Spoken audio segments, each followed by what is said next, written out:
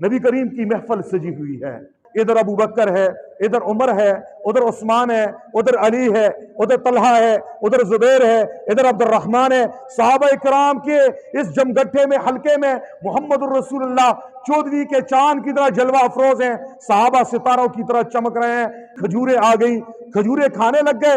हुजूर ने इशारे में बता दिया सबको, खजूरें सब ने खानी है, लेकिन खजूरों की गुठलियां जमा करके अली के सामने रखनी है, मेरे दामाद के सामने रखनी है, हसनैन करीमैन के वालिद के सामने रखनी है, फातिमा बतूल के शौहर नामदार के सामने ये आपने गुठलियां रखनी है, मजाक के लिए रखनी है। महफिल में खुशी की एक लहर दौड़ाते हैं। चुनांचे अबू बकर खा रहा है, गुठली आगे रख रहा है, उमर खा रहा है, गुठली उधर रख रहा है, उस्मान खा रहा है, गुठलियां जमा करके अली के सामने रख रहे हैं और सब मुस्कुरा रहे हैं, हंस रहे हैं। हुजूर कहने लगे, अली देखो तूने इतनी खजूरें खा ली हैं, ढेर लग गया।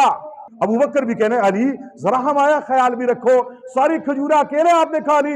उमर ने भी उसके ऊपर एक और जुमला कह दिया, उस्मान ने भी कह दिया, यार हैं, प्यार है आपस में, प्यार में ये गप कर रहे हैं।